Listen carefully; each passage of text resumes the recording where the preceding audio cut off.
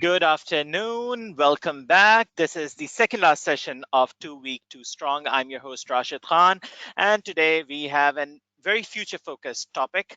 It's called Future Ready Accountant Introduction to Big Data and Data Analytics. And we have an amazing speaker, an amazing trainer. He's an ACCA member who's passionate about giving back to ACCA community. Whenever you call him, and tell him that we have a webinar and there's an opportunity where you can mentor young ACCAs or share your knowledge, experience, expertise. He's always there for you. So I think we are really, really fortunate to have Rauf Alijan among us as an ACCA member, as well as doing this webinar for us. And I'm sure you're enjoying this professional transformation that you are currently experiencing through this series of webinars called 2 Week Too Strong. This is a second last webinar. I expect you have already attended all our previous webinars, but if you have missed any session, all you need to do is simply listen to the recording. We have all the recordings made available for you. We just sent an email this morning. So make sure you go through all the recordings, and we'll have another session tomorrow. So that's going to be the finale session. But without further ado, I'll hand over microphone to Rauf Alijan, FCCA, who's joining us from the HBL head office in Karachi at II Chandigarh Road. Hello, Rauf. Can you hear me? Yes, Rashid, I can hear you loud and clear. Can you hear me? I can hear you very loud and very clear. So over to you now. Thank you very much. I hope all the attendees can hear as well. If you can just type in the message box if you can hear us loud and clear, that will be great. Thank you, Rashid. I would like to keep the same level of energy which we have begun the webinar with, and I really appreciate the efforts which ACCA is putting into bringing all the knowledge. And I was going through the list of all the webinars which we have arranged in the last couple of weeks, and it is amazing to tell people, to tell the members and ACCA affiliates and students that this is what is going on in the industry. And I would like to go through the same thing.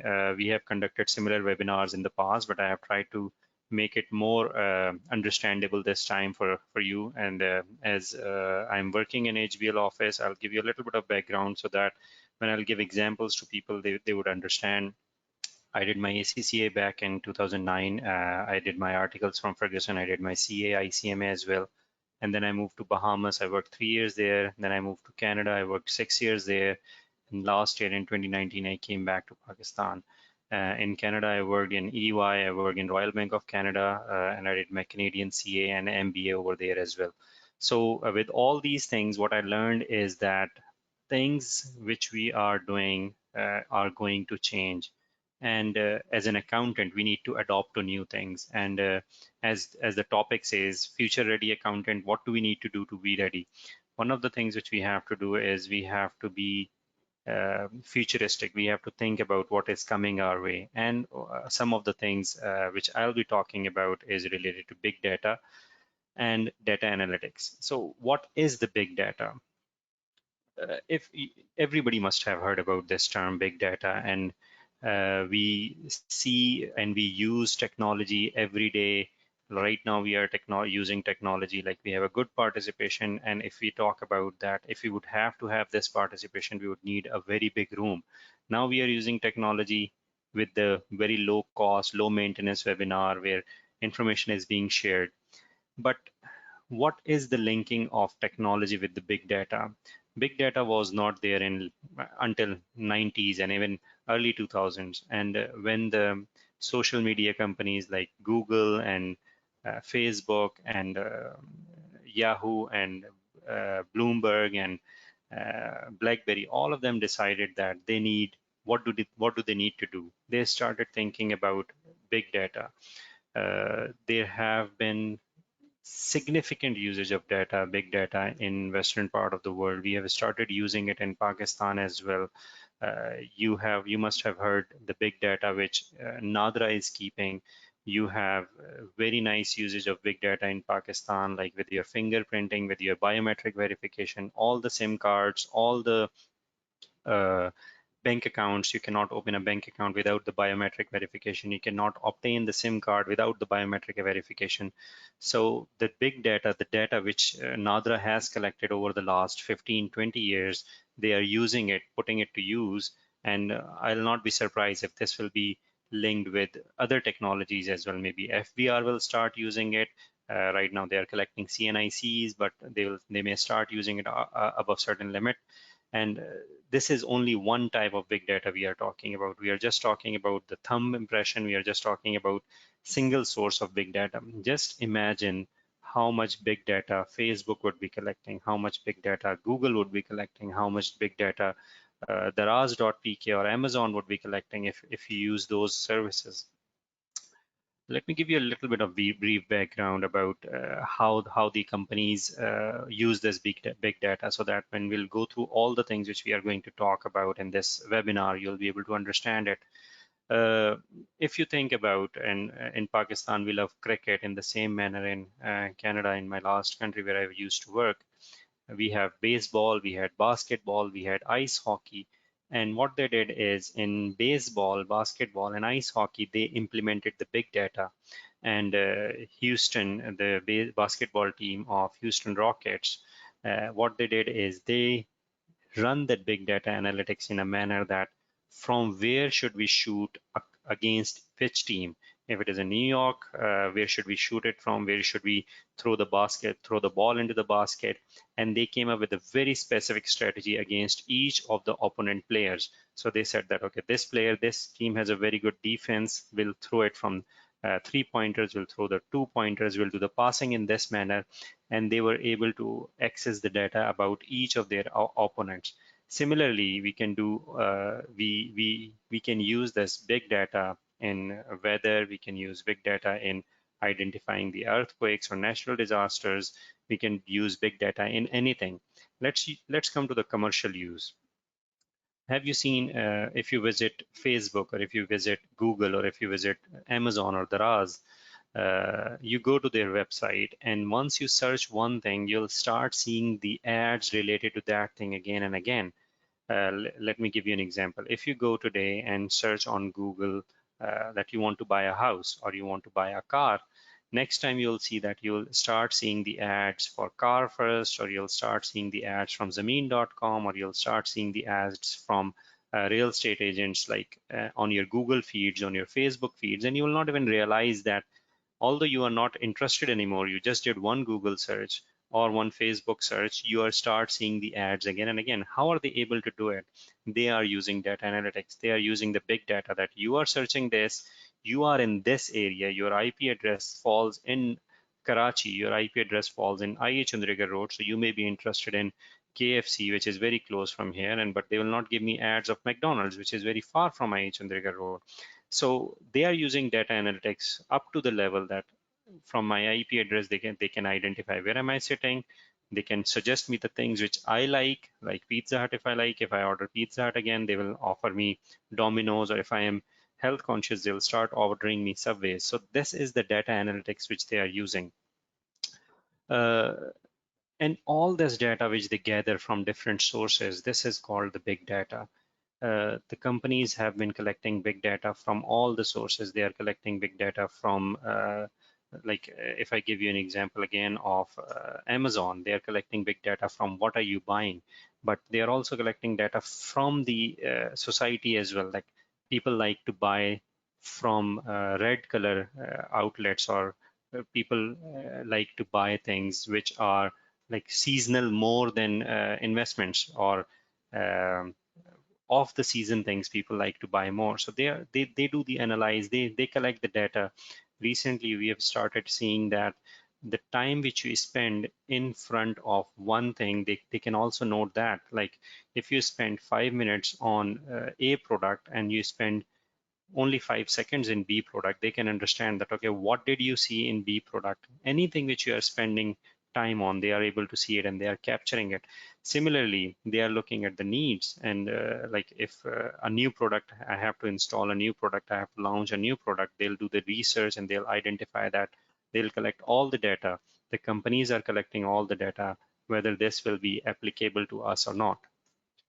Let's move on. I'll give you some more examples when we'll go on into and see more about this. There are what is big data? As I was telling you, big data comprise of three main things. We call it three V's of big data. One is a volume. You can, as we are talking about volume and volume of transactions. Data which you are getting from business transactions, like all the transactions which are happening. You are buying something, you are returning something, you are buying something, and you're not giving a good review. Smart devices, anything which you are doing on smart devices is going to another company. There is a very big chance that whatever you are clicking on, it is being notified, not with your name, but anonymously, just to identify that this vicinity of people are buying in this vicinity of people are interested in these things. Also, industrial equipment is very important. Like, where are you spending the most time? How can you bring efficiencies into this thing? If you are taking one day in digging up a hole, then why don't we just multiply it? And that's why you see so many new ways of coming up with the wind energy, with solar energy, and all these things. They are using different type of big data into that. Videos, like you know that everything has to be come up in the form of data. Whether you watch a video, and we do watch videos on WhatsApp, we do watch videos on Facebook, YouTube, and whatever social media we use, whatever data comes to us, comes to the commercial organization, they start capturing it. The first thing is that it's a huge data and you have to capture it. Second thing is variety. You get a lot of data. Like, I give you example of business transactions. How does the business transactions happen? You just don't look at the business transaction in a normal manner.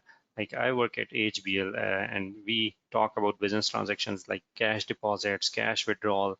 But if you think about it, what kind of transactions you are doing? You may be doing point of sale terminal transactions, you may be doing ATM transactions, you may be doing online banking transactions, you may be doing over the counter transactions. These type of transactions is all structured data. This comes in one format. But what about the unstructured data? The emails which you are sending, how much time as an employee I'm spending on emails? If I'm spending way too much time on emails, it means that emails is not the right source. I'm wasting a lot of time in replying to the emails or reading the emails. So I have to capture data from emails as well. Sometimes the data in the emails are in the form of text, and getting the text data into the fields into the useful manner is very difficult. Videos, audios, financial transactions, all these data, it comes so fast. You can imagine the customers which we are dealing with. And I'm just talking about my bank. Just imagine bigger companies, the Daraz.pk, Amazon, EasyPesa, JazzCash, all of these companies, when they are dealing with transactions, look at the volume of the transactions they are dealing with and how frequently the data is coming. It is impossible that you can do anything with this data without the technological advancement. You cannot have people, human being processing these data. You have to have someone from the machine's perspective, someone, some big data warehouse, some big data lake, which is processing this data for you. Third is the variety of data. Unprecedented suite of data, which we talked about. But how are you managing the data? Like, if you are dealing with financial transactions, banking transactions, that is one data. But if you talk about non-financial transaction, like how much space am I getting in my office, how much time I am spending on the email, that is not the financial data. That is the data which nobody thought about previously, but now we are using it. RFID tags, you have seen that sensors which you go to any store, Imtiaz store or any store, they just scan the tag, and that provides them the data, all the data about the product. Smart meters, like how much time have you spent? If you are talking about spending, like if you go to the airport and you spend half a day at the airport or 2 hours at the airport, you are charged differently. But the data, the transaction which you are getting is entirely different. Those transactions have to be real time, all both financial transactions and non-financial transactions. It is so difficult to combine transactions. I'll give you an example. If you are just creating a data in Microsoft Excel and I give you data in Microsoft Word, it will take you a lot of time to translate data from Excel, from Word to Excel, and vice versa. Similarly, if you talk about different type of data and you try to combine it in one thing, it takes the most amount of time anyone spend in big data is cleaning the data, integrating the data, you call it, making the data useful. That is where you spend the most amount of time, because the data which you are receiving is variety. It has different variety. It has all kind of structured and unstructured data. You don't receive simple financial transactions data. You receive transact data which is coming from all different sources. I'll give you an example. Like I was giving you an example of sports team. A fast bowler bowl in a different manner, a spin bowler bowl in a different manner. But if you in Canada, when the most played sports is ice hockey, and when they play ice hockey, they used to put camera on the top of the helmet just to see that what he was seeing when he made this decision to throw the ball to throw the puck to another person, और या फिर उसने गोल करने की जिसमें कोशिश की हो. That is very important. अगर आपको जो चीज नजर आ रही है, that is your information. That and why did you make this decision? They will later on discuss it. But getting the data, collecting the video data and identifying it कि हाँ उसके पास 45 डिग्री पे उसको एंगल नजर आ रहा था, गोल नजर आ रहा था, और उसके बाद उसने वो डाटा सारा का सारा कलेक्ट किया और उसके बाद उसने वो गोल की तरफ हिट की, बॉल को पक किया. लेकिन इंपॉर्टेंट चीज ये है कि इस सारे डेटा को एक जगह लेकर आना, to put it in one context and use it for the best use, is very difficult. There are a couple of other things. The three V's of big data is what all the textbooks talk about, but in new authors have also talked about variability of data. There is a lot of variability of data. Some data cannot be integrated with other data. So you have to keep data in different, like I'll give you an example. Transaction data is something different than standing data. Standing data has different variability than standing data. Transaction data changes every day, every frequency. If you are doing a transaction, your transaction will change, which will impact your average balance, which will impact your profitability.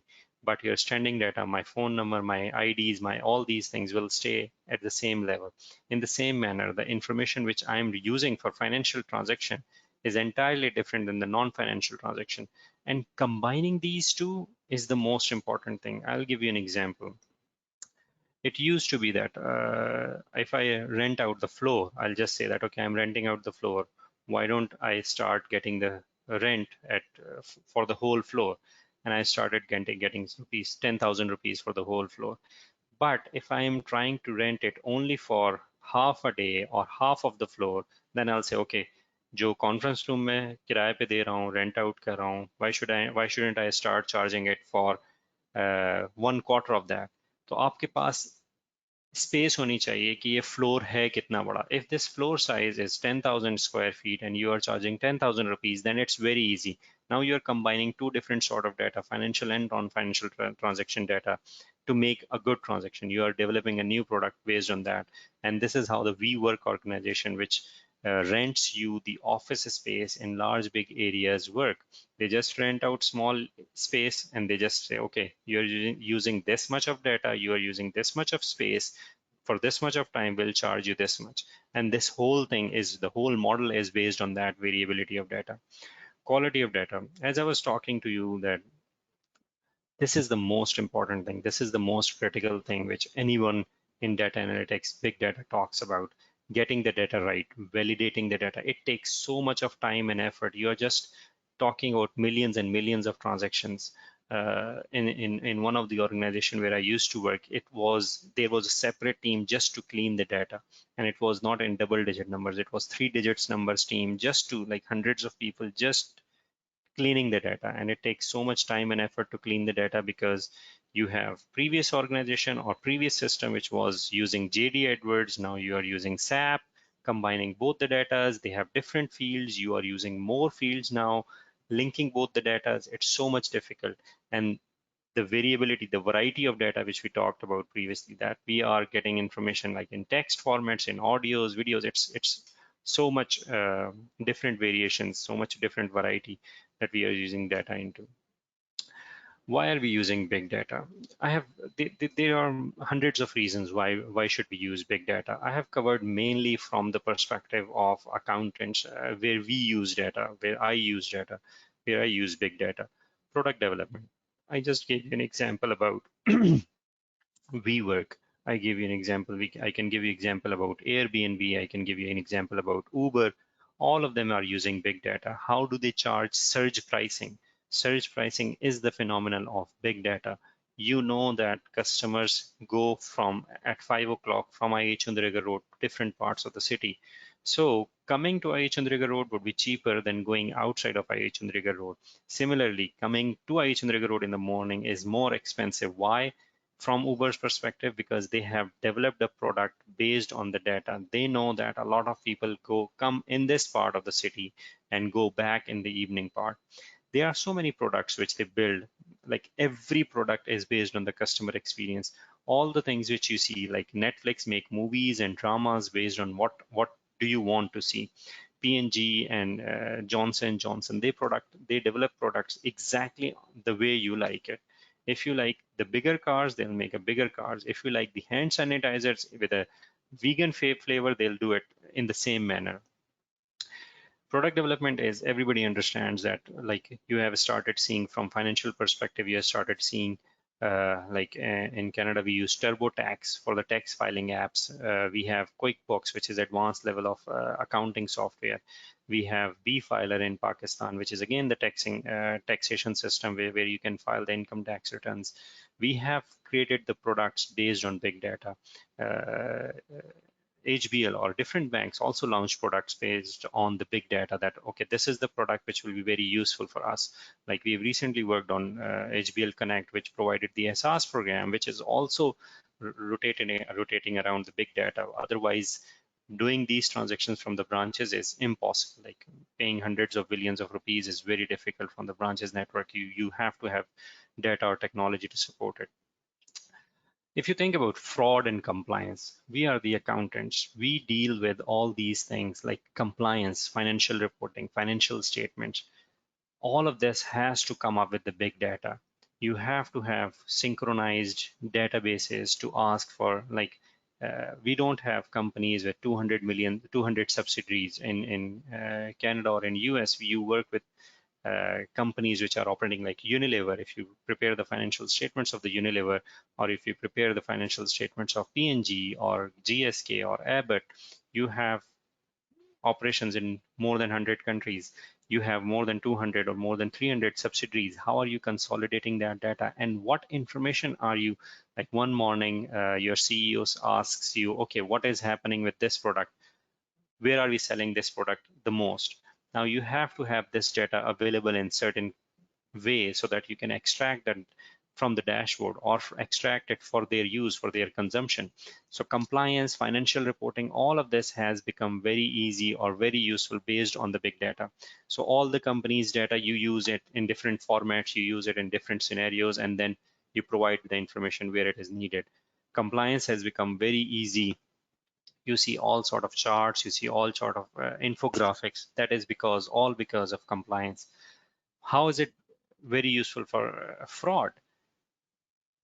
There are some indications of fraud, like in CATs and computer assisted audit techniques. What we used to do is we used to gather all the information, and this is documented in a lot of accounting manuals as well, auditing manuals as well, that the transactions which are happening on Saturdays or Sundays tend to have more, or towards the weekend or towards the close of the accounting fiscal year, tends to have more management override, which leads to the accounting frauds. So you can just identify the data and run some CATs, computer assisted audit techniques on that big data, and you'll be able to see, okay, out of those 100 million transactions, those transactions were reported on the weekend, or those transactions were reported on by the general manager or by the vice president of the company. So why is a vice president posting a journal entry? They don't post the journal entries normally, they only approve it.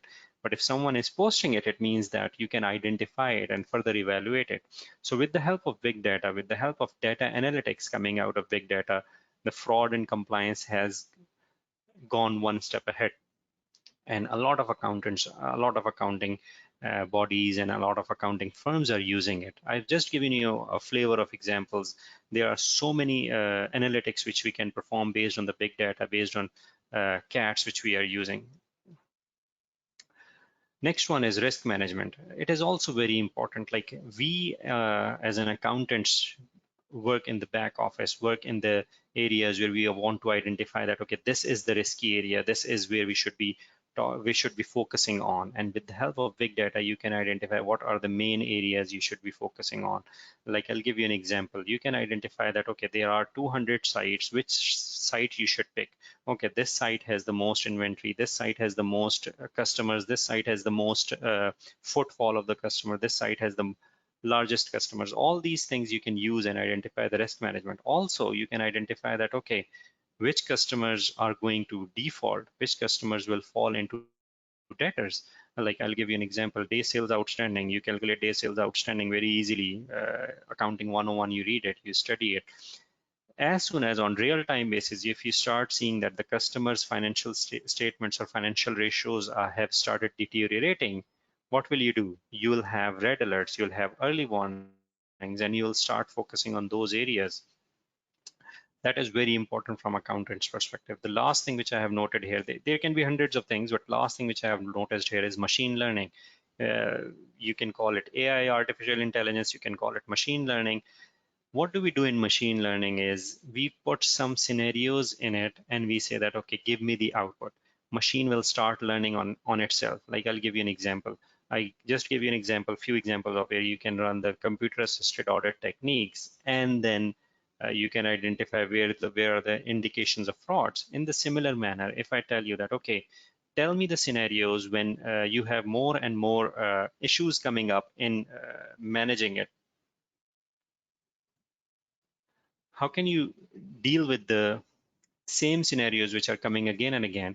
What will you do is you will put the machine learning in. I'll give you an example. Like I wanted to buy this headphone. I searched Bluetooth headphones, and they gave me a few examples. But then I realized that Bluetooth headphones are not that reliable, because if I'm giving a lecture, after an hour, if the battery dies, what will I do? Then I'll have to stop. But machine learning from the app which I was using has told me that if you want to buy something, start using the USB headphones or start using the 3.5 mm headphones, because machine has learned over the years that the person who's looking at Bluetooth, after 2 months, that person has also bought the USB headphone. It means that there is some problem, although he's happy with the Bluetooth headphones, but it would be better if he start using or she starts using the USB headphones. Similarly, machine learning helps in a manner. You give them thousands of scenarios, you give them millions of scenarios, and they start learning from the scenarios. Okay, this happened, and after that, this thing happened. And the good thing about machine is that it does not stop learning. It never stops learning, and it never forgets. So whatever you are telling them, you can tell them specific scenarios that, okay, when the person is doing this, when a person is doing a transaction on ATM, ask them these four things, and they will be able to address your concern.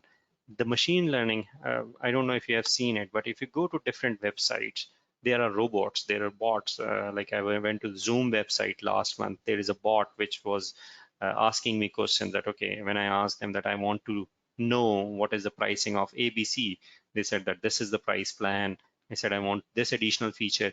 I was not talking to the human, but because a lot of people have asked the same thing in the past, and the bot was trying to help me that, okay, this is the solution and this is the answer.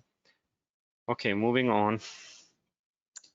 Okay, we'll have to do some time checks as well, because I think the last 10 minutes, Rashid wants to ask some question as well. If you have any question, I think you can use the chat button to ask the questions, and Rashid will be able to pick it up, and we'll be able to address your questions from there. Some of the big data challenges, as I was talking to you about, volumes is very difficult. We all think that storage is easy task and we will not have any problem with the storage, but just think about the level of storage which we are talking about.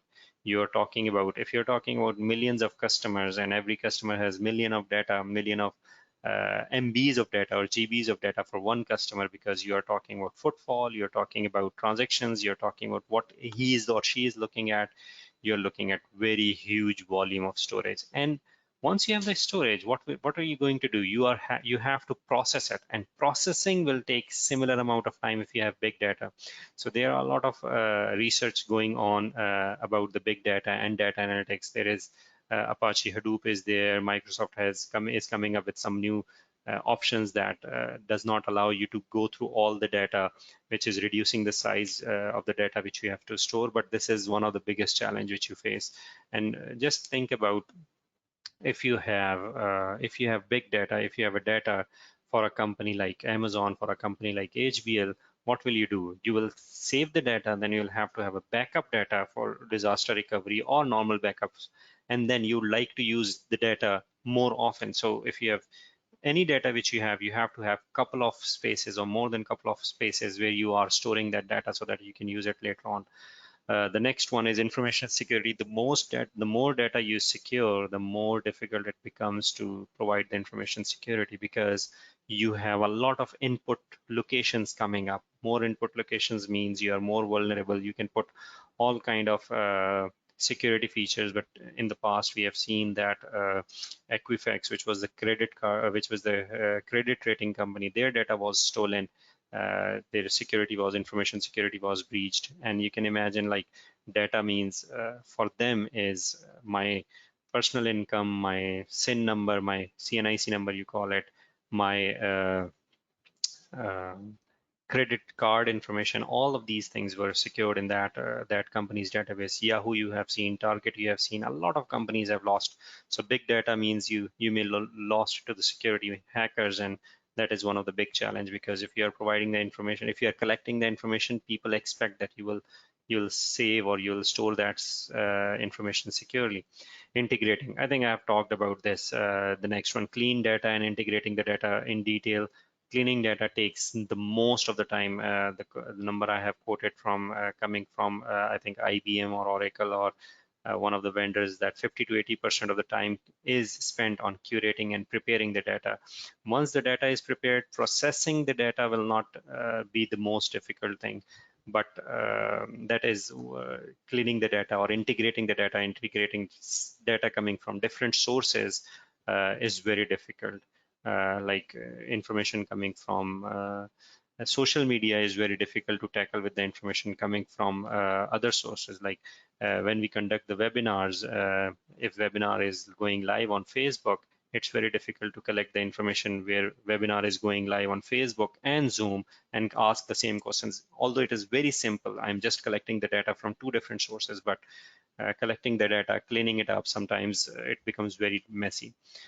Similarly, when we talk about different systems, like we have systems for sales, we have different systems for purchases, we have different system for procurement, we have different system for HR.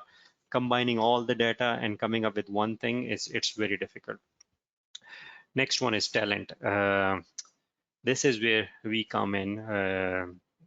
People with IT background, you may find people with IT background, you may find people with business background, like accountants, but it's very difficult to find people with both, and managing them, marrying them is very difficult. As the requirement for big data and data analytics is increasing, it is becoming more and more difficult to hire people with that background. So I would encourage you all to have some understanding of big data. Data analytics courses are available online through Coursera, EDX. Some of the big universities like Harvard, MIT, they are also offering free courses. They don't give you certificate if you don't pay them, but at least you get the knowledge. The last one I have talked about is organizational resistance. And this is the one thing which is talking about change management. It is so difficult when you talk about implementing something into the organization, because people resist to the process which they are already used to. We have been doing it for 20 years. Why do you want to change it? Although we are talking about data and analytics, and things are becoming easier and easier from the change perspective, but organizational resistance in collecting the data, sometimes customer resistance in providing the data, sometimes GDPR, which is not applicable in Pakistan as yet, but there are regulations which are also part of the resistance, that you cannot collect certain data. You have to collect that certain data, but then you have to do this A, B, and C. So this is also one of the big challenge of big data. Coming towards the how does this work is I've talked about traditional data, structured data. Traditional data is which you used to keep in your logs, previous forms. Structured data is which you have transactional data with you. Unstructured data is which you are trying to get non-financial data, and semi-structured data which you have, which you are trying to integrate. All these type of data. The big, how do you want to get it work? Set a big data strategy. You have so many systems in the organization. How can you combine the marketing data with production data, with sales data, with finance data? You have to have a big set a big data strategy.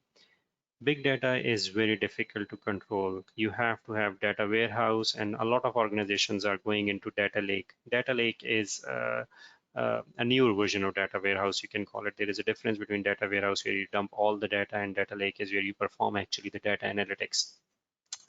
So data, you have to come up, and it has to come from the top. You cannot decide it at one small department that I would like to have a big data strategy. You have to have it at the top of the house. It has to come from board, it has to come from the president, and then it has to get the buy-in of all the members, all the group heads, or all the general managers. Then it has to have a very strong team to execute it. Once you have the big data strategy, because big data provides a single source of truth. Once you have data lake, you have data warehouse, all the data will come from there. You don't have the separate data from marketing coming from sales, coming from production, coming from customer services, and all of them. Identify big data sources. You can expand it to 100 things where you will start collecting the data, but it has to be authenticated sources. That this is the place where we'll start identifying the sources. This is where we'll start collecting the data. This is where we'll store the data. This is how the data will be used. You can expand on it, but you'll have to identify that this is what are we going to do. Assess, manage, and store the data. Once you have the data sources identified, you can say that, okay, this is where we store the data. The whole strategy will cover all these things, but you have to execute it. This is where some of the challenges will come. I said that assess it, access it, manage it, and store it. As in the previous slide I was talking about, that you will have to clear the data, you will have to integrate the data, you will have to store the data, you'll have to take care about the information security, the volume of the data. All these things will combine into this, and this is not one-time process. That's why I have made it in the circle, that it will come back and forth, because it's not that you have managed the data once and the other request will not come in. Once you have the data available, you will see that it can do magics for your organization, but you'll have to use it properly. Analyze the data. This is where I want to take you to. From big data, once you have the data, then the analyzing the data part comes in. All the decisions which will be driven from data will be through the analyzing the data. Data without analyzing is not useful. You will not be able to do anything. You'll not be able to achieve anything.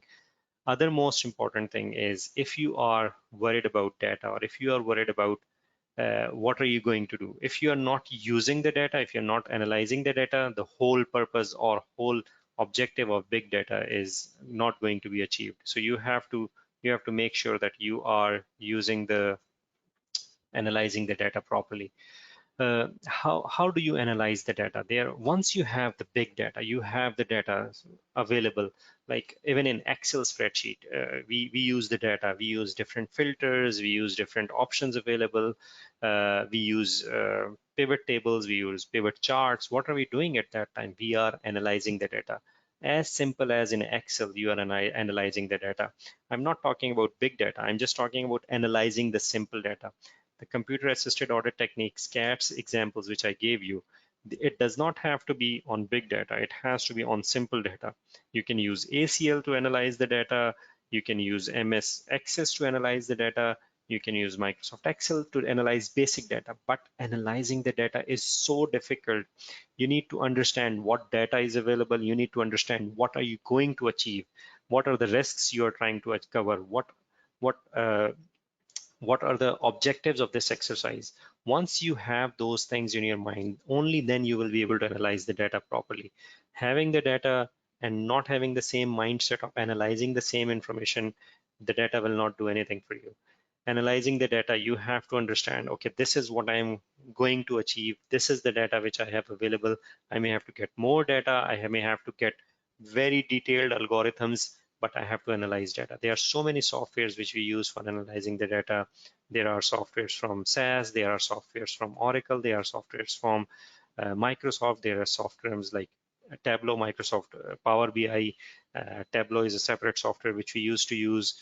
SQL BI is another software which we use. Microsoft Azure is another software which we use for analyzing the data. ACL is another software which we use.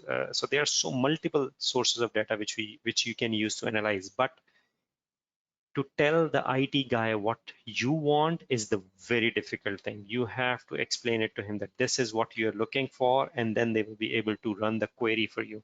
Running the query, making the algorithm, putting the machine learning in, putting the artificial intelligence in. This is the different layers, but you need to understand what do you want to do. You have to put it in simple format, and then you have to extract the information.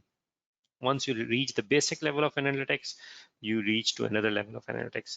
Like I'll give you the example of basic analytics, which we all learn and do in the audit or in financial accounting. You do the year-on-year comparison. This is a basic level of analytics. You identify what happened to year-on-year. Does it match with what I'm expecting? Does it match with all the things which has happened? Like if in Q2, the car sales of all the automobile companies in Pakistan have dropped, everybody understands, okay, it is dropped by certain percentage because there was everybody was going through the pandemic. Because of the COVID, nobody bought the cars. It means that sales will drop. This is the basic level of analytics. I'll tell you the types of analytics. This will tell you the different types of analytics which we'll be talking about and the examples which we deal with. Let's start with the descriptive one, the basic level of data which you are analyzing. What is happening? Okay, I have a lot of users coming up at this point in time. I have a lot of footfall coming up in this branch of the bank. I have like I can tell you, like we have hundreds of people listening to this webinar at this point in time. So this is basic level of analytics, year-on-year comparison. This is the basic level of analytics, which is the descriptive one. Second one is the diagnostic one. Once you have identified, okay, year-on-year has moved up or down, and okay, this is why it has happened. You want the system to identify the root cause. You want system to go back, do the research, and come back that, okay, the car sales have dropped by 50%, although the economy, GDP has gone by this much percentages, all the other industries were working on this much. So you provide some diagnostics. The analysis which I was telling you about cats, these were the diagnostics which you identify the root cause. You have identified that, okay, management override of control is one thing. How can I identify the root cause? You go in, you run some algorithms on the data, you match some of the systems, not all the systems, you match some of the systems, and you say, okay, let's run the diagnostics. Tell me what happened when Rauf posted the entry and Rauf approved the entry. This is the basic level of root causing. Why did Rauf posted the entry and approved the entry? Why does Rauf have so many excesses in the system? Basic level, a little bit more than basic level, but you are still doing the reasonableness testing. You're not going above and beyond. Third type of data analytics is the predictive type of analytics. In this type of analytics, use the historical model to come up with the predictive nature of things. Like if I tell you that over the years, a stock exchange gives you 15% of return, while real estate gives you 10% of returns, you can say that, okay, I can predict it over the period of time. This analytics will tell me that, okay, there will be roughs, there will be crust, but ultimately the average return or GAPR, annual growth rate, will be over the period 10%, 15%. These things are also being used. I was giving you example of Amazon. I was giving you example of Walmart. I was giving you example of Daraz.pk. What they do in all those situations is they say, based on the historical data, that Rauf bought the Bluetooth and then Rauf bought the USB headphone, or Rauf bought the phone and Rauf bought the cover along with it. So based on those historical data, they use the machine learning into it, they use the AI into it, and they predict the outcome. And they say that, okay, because previously the person in this area with this income, with this background bought this, it means that this is going to be, the similar thing is going to be happening in the same area. So this is predictive analytics, which is which has been used by different companies, different organizations, and a lot of people are getting into this predictive type of natures. Prescriptive analytics is the ultimate objective, where you can run the algorithms and you can identify the outcomes.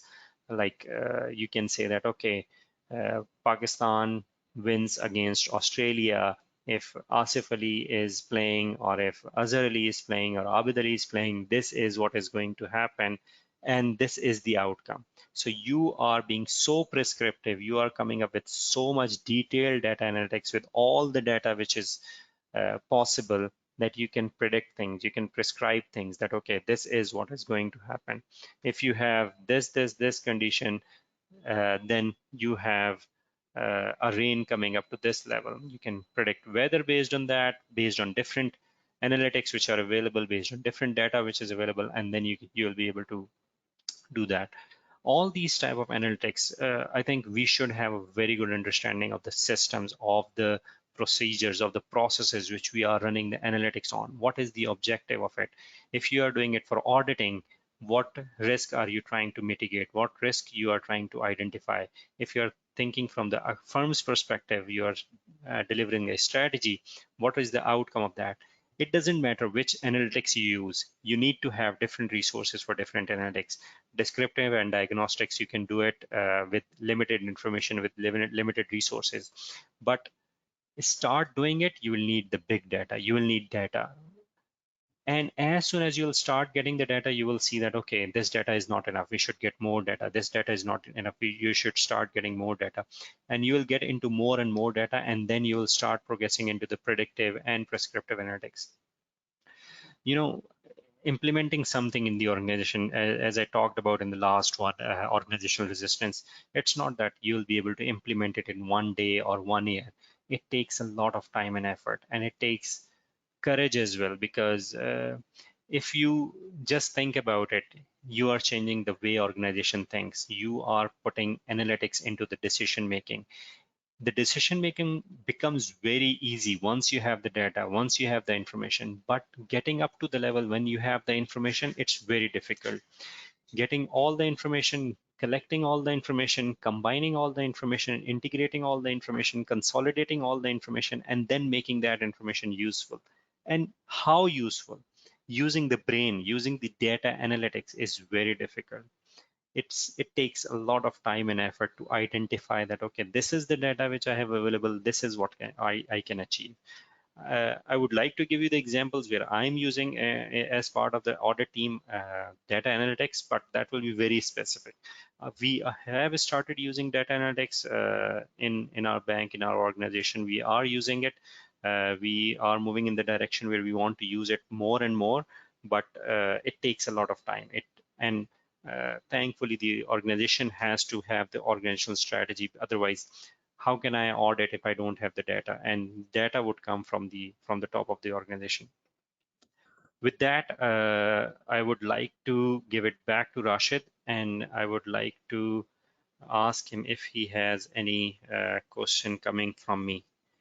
Uh, Thank you very much, Rauf. It was simply an amazing, amazing presentation, very beautifully crafted, nicely structured. Thank you very much. And unsurprisingly, we are receiving a lot of praise in the question section. People are loving the session, and we have a lot of questions that people are asking.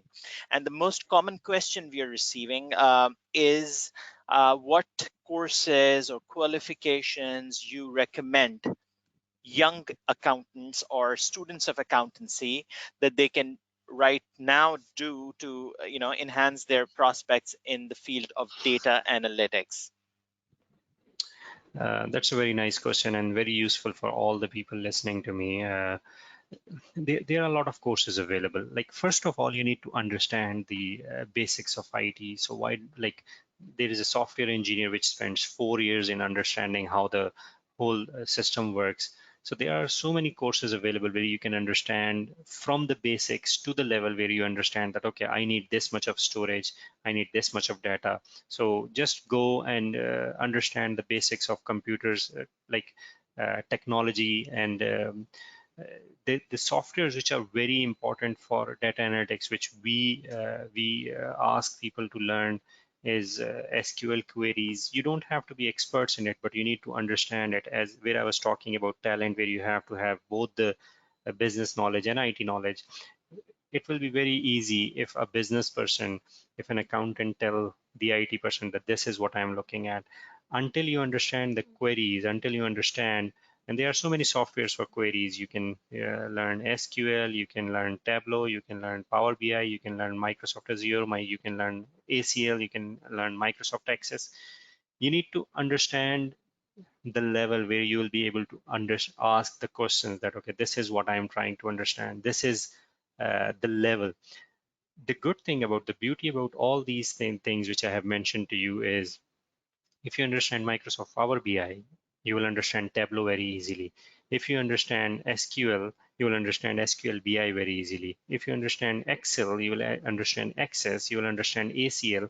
So you have to have knowledge, you have to have comfort with the technology. And to get the comfort, like there are courses available on Coursera about big data, there are courses available about data analytics, there are courses available about Power BI, there are courses available about Tableau. Tableau is a little bit difficult to get the courses on, but Microsoft Power BI is very easy. You'll be able to understand those things from very easily from there.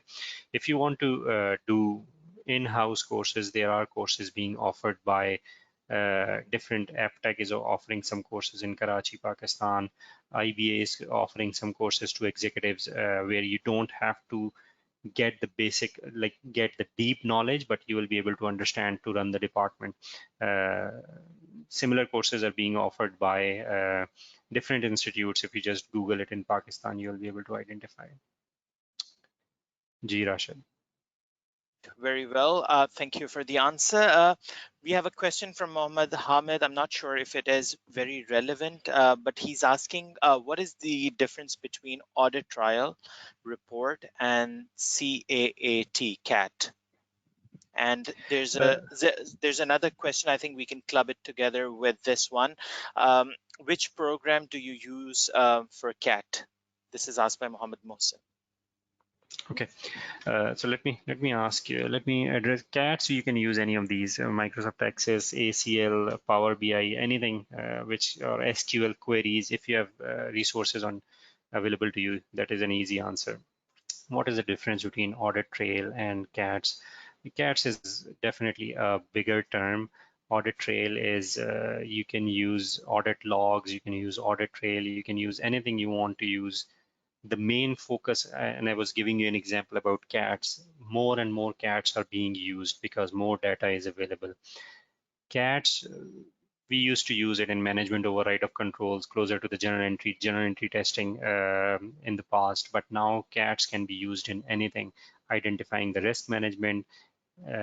Like State Bank of Pakistan requires you to do risk-based audit plan, you have to run some analysis on that. You can call them CATs because you are doing the risk assessment based on defined parameters. So audit trail is just telling you the log, just trail, how the information flows, data lineage, and all these things. But CATs is bigger term than that. Audit trail can be part of CATs, but CATs you can also run on like I gave you a few examples on general entry testing, like management override of controls, like on risk management or risk assessment, anything like that. Ji Rashid. Sure, great. So we have a question from Muhammad Osama Wajid. He's asking, how is big data helping companies during pandemic, the current pandemic? देखें जी इसमें the companies with the structure, already the structure, they are able to extrapolate it. Like take the example of GoToWebinar, take the example of Zoom. These companies had platforms, these companies had processes. You have seen the webinars or Zoom calls have grown up significantly. They are able to take the advantage from that. You cannot collect the data. As I told you, that it is not possible that you start thinking in March that I'll start using the big data or data analytics, and in July, August, you are using big data or data analytics. It cannot work like that. You have to have a platform, you have to have a process, procedure, and then you will be able to run it. The companies which had resources like HBL used HBL Connect. I'm just giving an example because we have recently used it. SaaS program, we disbursed the amounts because HBL Connect was there, already there. We had the resources in the form of authorized dealers through which we were able to help it. We were able to run it. If you just think about it, if a SaaS program would have been here and we would not have the resources, like just biometric verification would not have been linked, it would not be possible. So the platform had to be there. The pandemic had helped it extrapolate with the multiplier effect. We we don't process these many transactions on daily basis on HBL Connect, which we have processed in the last few months. Same is the case with Zoom. Like not a lot of people had Zoom account, not a lot of people were using Zoom, but because they had the platform, they extrapolated it, they multiplied it. So big data or data analytics, companies are forced to think about it. Companies are forced to think that they have to jump onto these things because, like, you must not have seen Imtiaz app. Imtiaz was all physical delivery. Chase's app, now Chase is delivering to your home. Although Daraz didn't have to do anything, Daraz just had to provide the service, which it was already providing, with more riders to provide the information, with more sellers to sell the items. But these companies, these brick and mortar systems, these big physical branches of different retail stores have started thinking, okay, what are the outcomes? What are the options available to us? So everybody has, the pandemic has helped all the companies to start thinking what are the options available where they can use technology, big data, data analytics to further their objective. This is the best benefit of pandemic, and this is, nobody can take it lightly. Everybody has realized that they have to, like, work from home. Nobody has thought previously that work from home is an option, especially in Pakistan's environment. Very few people were doing it, but now in last 3-4 months, at least the head office people have started working from home. A lot of accountants have started working from home, and that has changed all the dynamics. Ji Rashid. Awesome. And I'm not sure if Imtiaz really has to do anything. You know, people just flock to Imtiaz for no reason, whether they have riders, they use big data or not. That's a really curious case of Imtiaz. So we have a question from Raja Mubashir. He's asking if you can briefly explain what is blockchain technology and is it related to big data in any manner? देखिए, ये सवाल अक्सर आता है blockchain का, और मैं ACCA से कहूँगा भी कि we should have a separate session on blockchain. And last year जब मैंने एक सेशन कराया था डेटा के ऊपर, तो at that time I was saying that market is not ready for the blockchain, but I think more and more information is coming towards the blockchain data. अगर मैं blockchain समझाना शुरू करूँगा ना राजा साहब, it will take a lot of time, और मैं नहीं चाहता कि I end up on a confusing note to the members. So let's leave it without discussing the blockchain at this point in time. I would like to have a separate full session giving you what the blockchain is, what different technology is available, and how is Pakistan progressing on that. Sure, ji wonderful. I Raj. think it gives us another reason to connect with you in future. So I think it's a good topic to have a session on. Okay, so we have a question from Avinash Dharma. He's asking what's the difference between a data warehouse and a data lake? हाँ, मैं इस पे थोड़ा सा आपको बता देता हूँ। देखिए, data warehouse has been in usage for a very long time. Data warehouse जो है उसके अंदर आप डाटा डंप करते हो, हर चीज़ का डाटा जो है वो डाटा वेयर हाउस में आ जाता है, and you extract the information whenever you want, whatever you want. Data lake is one step ahead of data warehouse. There are several differences, but the main one is in data lake you only input the information which you can extract to do the data analytics. Data warehouse is bigger thing than data lake, but data lake is more useful nowadays where you're extracting the information for data analysis. So you do some cleaning up, you should do some integrating before putting everything into the data lake. And then once the data is available, once the data is integrated, once the data is useful, cleaned up, you start using it from data lake. Ji. Sure. I think we have a lot of questions, but I think we'll not be able to answer all of them at this stage as we are running out of time. I know you have a very busy schedule. It's Monday and you're in the office, and a lot of our attendees are also working. So I guess we'll close this session right now. But what if someone has to contact you? What's the best way to reach you, Rauf? I think we have LinkedIn is available. I use LinkedIn frequently. You can add me on LinkedIn. You can ask me. You can message me on LinkedIn. I don't accept the invite right away, but like on weekends or once a month, I just go and accept all the invites, which makes sense to me.